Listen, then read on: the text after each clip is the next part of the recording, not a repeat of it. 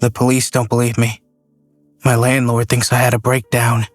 The guy at the gas station where I bought 4 locks and a deadbolt looked at me like I was on something. None of them have seen the cameras. None of them heard what was breathing behind that door. So I'm writing it down. All of it. Because if something happens to me, I need there to be a record that Buddy's Fun Palace is not empty. And whatever is inside is not staying there. If you grew up anywhere near Ridgewood in Ohio in the 90s, you probably remember Buddy's. It was one of those family entertainment centers that existed in every mid-sized town. Indoor mini-golf with carpets so thin you could feel the concrete underneath. A ball pit that smelled like feet and old milk. And a stage where animatronic characters performed the same 6 songs on a 40-minute loop. The kind of place where the pizza tasted like cardboard and nobody complained, because the real product was 2 hours of your kids not screaming in a grocery store. The star of the show was Buddy himself. He was this thing, a mascot character. Dog-shaped, I guess, if you were being extremely generous about it. Round black nose, thick painted unibrow, sitting heavy over these wide, glassy eyes that didn't quite line up with each other. A mop of stringy black synthetic hair that hung past his shoulders like wet seaweed. And this grin, this huge, frozen, too many teeth grin that stretched almost ear to ear, except he didn't really have ears. Just the suggestion of where ears might go, buried somewhere under all that matted hair. He wore a striped shirt and a burgundy bow tie, like some nightmarish manager at a restaurant no one asked to eat at. Kids love him, or they were told to love him.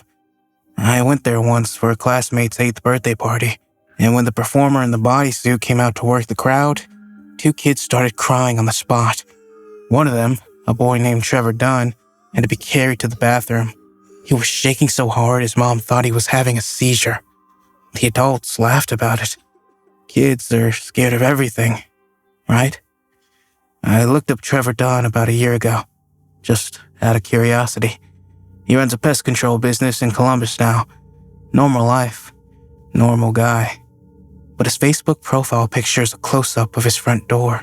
3 deadbolts, a chain, and a camera pointed at the porch. No caption. The place shut down in 2003. Health code violations.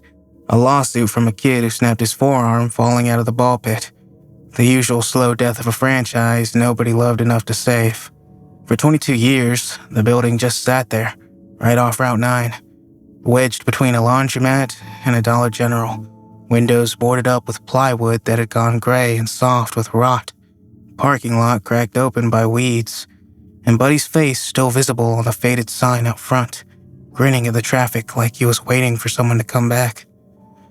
Last October, I was broke. Not the kind of broke that makes for a funny story later. The kind where you're doing math at the gas pump and checking between couch cushions for quarters. So when I saw the Craigslist ad, night security needed, Buddy's Fun Palace, $18 an hour, no experience required, I called the number before I finished reading the description. The owner was a guy named Dale.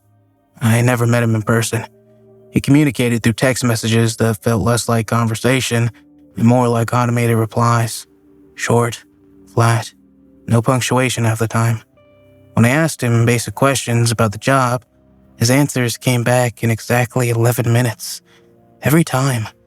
I didn't notice that pattern until later. He said the building was being prepped for demolition, and the insurance company required someone on site overnight to prevent vandalism. Fair enough. Abandoned buildings attract teenagers the way porch lights attract moths. I figured I'd sit in a room for 8 hours, stare at my phone, and collect an easy paycheck. My shift was 11 p.m. to 7 a.m. Dale left a key in the lockbox by the service entrance. Inside, I had a flashlight, a walkie-talkie that connected to no one, and a bank of 6 security monitors crammed into a closet-sized office near the front door. The office smelled like mildew and mouse shit. The chair had a cracked vinyl seat that sighed when I sat down, like it was disappointed someone had come back. The monitors were ancient CRTs with a greenish tint, They made everything look like it was filmed at the bottom of a swimming pool. 4 of the 6 camera feeds still worked. Static laced angles of empty rooms. The main dining area, the arcade with its gutted cabinets, the party rooms with sagging ceiling tiles, and the hallway that led back to the performance stage. And on that stage, still standing in the exact position he'd been left in 2 decades ago, was Buddy. His costume had yellowed like old newspaper. The striped shirt was stained dark at the seams. Water damage, I assumed, or mold. The latex of his face had warped over the years, pulling one eye slightly lower than the other, giving him this drooping, almost mocking expression, like he knew something you didn't. But he was still grinning. Of course he was still grinning. It's the only thing he knows how to do. The first 3 nights were nothing. I sat in the office, drank gas station coffee, scrolled my phone, and occasionally glanced at the monitors. Buddy stood on stage. The building creaked the way old buildings do. Mice moved through the ceiling. Normal sounds. Sounds with explanations. I started to relax. Night 4. It was around 3 a.m. I'd been watching something on my phone when a feeling settled over me. Not a sound, not a movement, just this awareness. Like the air pressure in the room had changed. Like something had shifted its attention. I looked up at camera 4. Buddy's head was tilted. Not a lot, maybe 10 degrees to the left, the way a dog cocks its head when it hears a frequency you can't. I stared at the screen for 5 minutes straight. The image was grainy, washed in that green tint, but I could see it. The angle of his head was wrong. I was certain it hadn't been that way before. Almost certain. I told myself old latex warps. Gravity pulls things sideways over 20 years. There were a dozen rational explanations, and I chose the most comfortable one. I went back to my phone. I didn't check camera 4 again that night. Night 5. I came in, dropped my bag, settled into the chair, and immediately checked camera 4. Buddy was facing the camera. The stage was arranged so the animatronics faced outward, toward the dining area, toward their audience. Camera 4 was mounted on the back wall, behind the stage. Buddy should have been facing away from it. Instead, he was staring directly into the lens. That impossible grin, those glassy, misaligned eyes. The black hair hanging limp around his face like a curtain. My stomach dropped. Not the metaphor, the actual physical sensation, like my organs rearranged themselves. I sat there for a long time, with my coffee going cold in my hand. Finally, I texted Dale. "Hey, did anyone access the building today? Looks like one of those old mascot props got moved." 11 minutes later, "No one has access but you. No follow-up. No concern." I sat there for 6 more hours watching Buddy watch me, and I told myself it was a prank. Some teenager broke in during the day, turned the mascot around for a laugh. Shit, I almost believed it. Night 6 is when things got bad.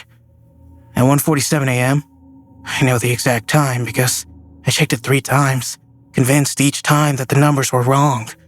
I heard a sound from deep in the building. A music box, tinny, off-key, playing the melody to Happy Birthday. I heard it through the walls for about 15 seconds, distant and waterlogged, and then it stopped. I checked every camera. Nothing moved. Buddy was still on stage, still facing the back wall camera, still grinning. I told myself it was a mechanical fault. Some animatronic voice box still wired to a battery that hadn't fully died. Old electronics do strange things. My hands were steady. I made sure to check. At 2:30 a.m., the music played again. This time, it was closer. Not by a lot, but enough that I could feel the difference in my chest. I looked at camera 4. The stage was empty. The other animatronics, a bear and a rabbit, both collapsed and half decomposed, were still there. But Buddy's spot was vacant. Just a dark stain on the floor where he'd stood for 2 decades. My hands were no longer steady. I cycled through every feed. Static. Static. Empty dining room. Empty arcade. Camera 2. The hallway. There he was, standing at the far end of the corridor, perfectly still, facing the camera. The single fluorescent tube above him was flickering in a rhythmic burst, throwing his shadow against the peeling walls and stuttering, strobing jolts. His shirt was darker than before, wetter looking, and his grin looked wider. That's not possible. I know that. It's latex and acrylic paint. It's a costume on a mannequin frame. But I was looking at it, and it was wider. I locked the office door. It was a flimsy push lock, the kind you'd put on a bathroom door, the kind a child could pop with a butter knife. But shit, it was all I had. I aimed my flashlight at the crack beneath the door, and I did not move. The music played 3 more times between 3 and 5 a.m. Each time it was closer. Each time I checked the cameras. At 3:15, Buddy was at the intersection where the hallway met the dining area, 60 feet away. At 3:48, he was in the dining area, standing between 2 overturned tables, 40 feet. At 4:22, he was in the front corridor, 30 feet from the door. He never moved on camera. I tested it. I locked my eyes on the screen and refused to blink. 2 minutes, 3 minutes, until my vision blurred and tears cut lines down my face. He was perfectly, impossibly still. But every time I broke contact, every time I blinked or glanced at another feed or looked at my phone for even a second and looked back, he was closer. At 4:55 a.m., I heard something outside the office. Not footsteps. Something heavier, slower, a thick, wet, dragging sound, like a garbage bag full of sand being pulled across linoleum, 1 deliberate inch at a time. It lasted maybe 10 seconds, then it stopped. I looked at camera 1, the front entrance feed, the camera that covered the hallway directly outside my door. The feed was black, not static, not disconnected, solid black, like something was pressed against the lens, something wide enough to block the entire frame. And then, softly, so softly I almost convinced myself I was imagining it, I heard breathing, not from the hallway, from behind the door. Slow, rhythmic, wet, like something was pressing its face against the wood and inhaling through its mouth with a thick, rattling pull, tasting the air between us. I could hear the door creak faintly with each breath. Something was leaning into it, pushing against it, just barely, testing it. It didn't move. It didn't breathe.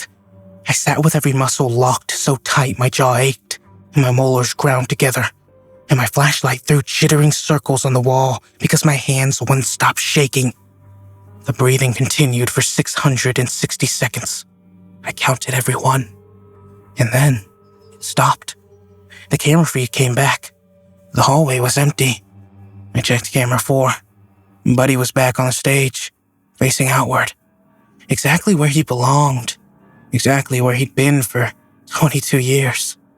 As if he had never moved. As if none of it happened. Except for the handprint on the door. I didn't see it until I was leaving. A single smeared print on the outside of the office door, 6 inches above the knob. Too large. The fingers too long. Too evenly spaced. Pressed flat against the wood like a starfish. The print was yellow. I drove home at 7 a.m., doing 90 on the highway with the windows down, because I couldn't stop smelling mildew and old latex. I texted Dale that I quit. 11 minutes later. Understood. That was his last message. When I tried calling the number 2 days later, the line was disconnected. No forwarding number, no voicemail. I searched the number. I searched Dale's name. I searched every fucking combination of Buddy's Fun Palace and Owner and Demolition that I could think of. Nothing. No business filings. No permits. No record that anyone named Dale had ever been associated with that building. A week later, I drove past Route 9. I don't know why. Maybe to confirm that the building was real, that it was still there. Plywood on the windows, weeds in the lot. But the sign had changed. The old Buddy's Fun Palace sign, the faded cartoon of Buddy grinning at traffic, was gone. In its place was a plain, white sign. Professional. Clean. It read, "Now hiring. Night security. 18 an hour. No experience required." And underneath, in small letters, I had to get out of my car to read, "Buddy can't wait to meet you." I went home. I installed the deadbolts. I think about Trevor Dunn's Facebook photos sometimes. 3 locks and a camera. No caption. I understand now. Last night I woke up at 3:48 a.m. Exactly 3:48. The same time Buddy was standing between those overturned tables, 40 feet from my door. From somewhere outside my apartment, the parking lot, maybe, or the street below my window, I heard a music box, tinny, off-key, playing Happy Birthday. I didn't look out the window. I lie there in the dark, and I counted the seconds. The music got closer.